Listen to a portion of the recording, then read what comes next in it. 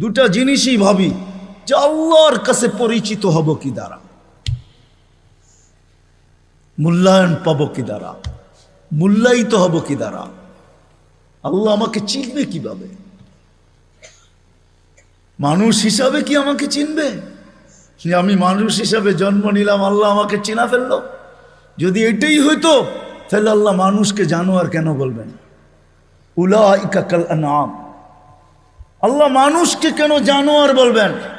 উলাইকা কাল আনআম বাল হুম আদাল, জানোয়ারের চেয়ে নিকৃষ্ট। মাসালুহুম কামাসালিল কালব কেন আল্লাহ বলবেন?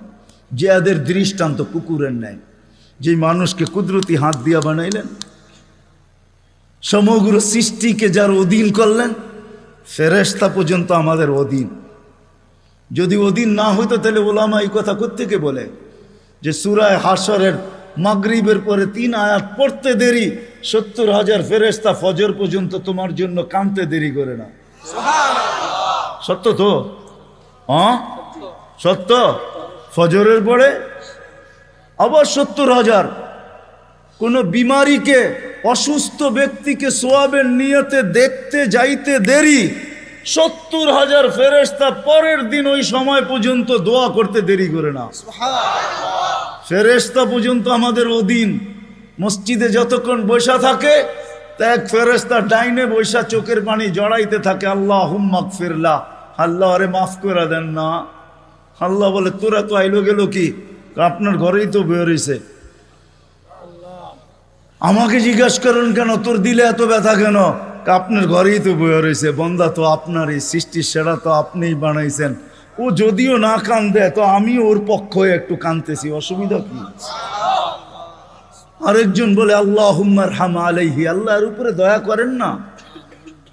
আপনার ঘরে বসে রইল, তারপরে যদি দয়া না করেন তো বাজারে গেলে করবেন, ওটা তো দয়ার জায়গাই না। কি করে না না করে না দোয়া? যতক্ষণ মসজিদে বসে থাকে আরেকজন নামাজের সোয়াব লিখতে থাকে।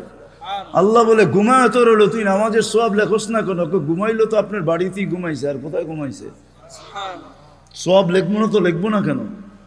এটাও ফেরেশতা চালায়। আপনি ভাবেন শ্বাস প্রশ্বাস এমনি নেন? কন্ট্রোল রুম আছে, কন্ট্রোল রুম।